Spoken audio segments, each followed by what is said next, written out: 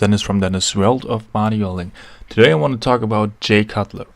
Jay really is one of my idols in bodybuilding, definitely always was. He was one of the first bodybuilders, together with Ronnie Coleman, that I got to know from, and that I really admired, both of them. And like we all know, time changed. They both retired on a competitive stage, obviously because of age and everything. But what I really admire, and still to this day and every day, is that during the career they look awesome, right? They are at their peak. They are winning trophies, winning Sandos. I don't know, but one interesting thing too is, especially when you're a fan for a long time, you still follow these guys, especially today, because you have social media and everything. You follow these guys and you kind of see what they are looking like and what they're doing after their competitive careers. And that's what I want to talk about today, is that Jay Cutler was one of the few guys that I really was impressed of after their career, how they look like. Not only muscle mass, but overall, conditioning, muscle mass, health, how they look like. Do they look healthy? Do they look like they will go down any minute? And Jay definitely was one of those guys that I was like, okay, he's obviously did something right.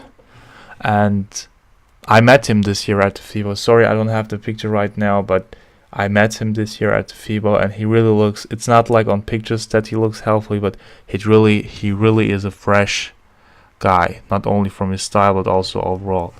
And I just searched up and I listened to his videos and podcasts and everything. I loved that podcast together with Mark Bell. I loved that one and really enjoyed that. All stories.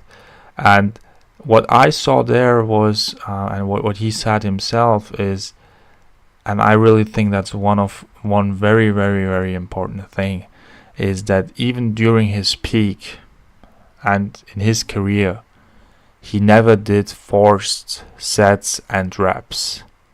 No 4s and 5s. No 4s and 5s. You know what that means?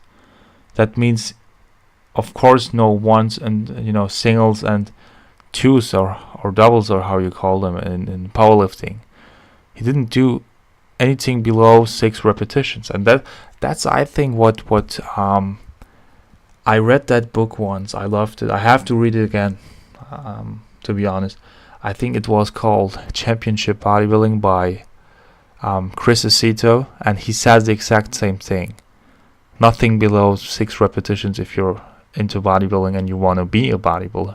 And that's exactly what Jay said, and Chris was his coach for a long time. So obviously eating healthy year round almost, and even after the career, eating healthy year round, having low body fat will help to slowly shrink in body size and be a more fitter version and everything.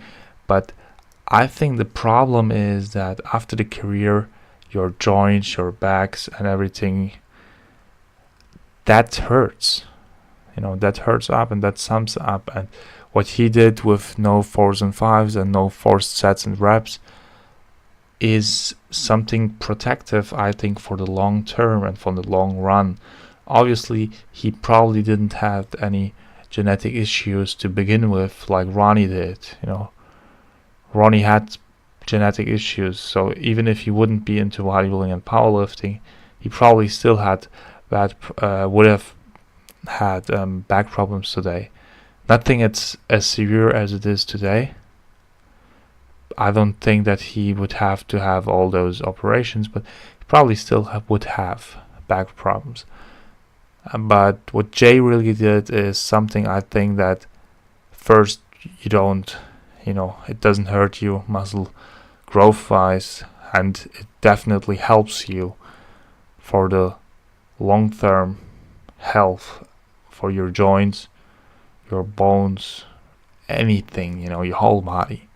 Because I have friends, they are 24 years of age, their wrist hurts all the time, their knees hurts all the time, elbows, they can't do some exercises, and they're just 24. They look awesome. They look awesome. I have very good friends at the city where I study. He's that guy I was talking about. He looks awesome. He still trains like a powerlifter. He really is more stand efforting type of guy. That's his role model, and he does anything he says. And obviously, I didn't research that much about Stan, but I know that he's a powerlifter more than he's a bodybuilder, and that's his training style too. And he trains like that. And like I said, he's 24 years of age. In his mid-20s, he has severe problems. I mean, if you continue like that, he will have even bigger problems when he's 35, 30, 40, I don't know. So you have to adapt your training, obviously, to be healthy in that sport for a long time, even if you're not competing. Doesn't have to do anything with it. We just talk about weightlifting, not the drug side, not the other sides. So what do you think about that, guys? Subscribe to my channel, write your opinion in the comments. Bye.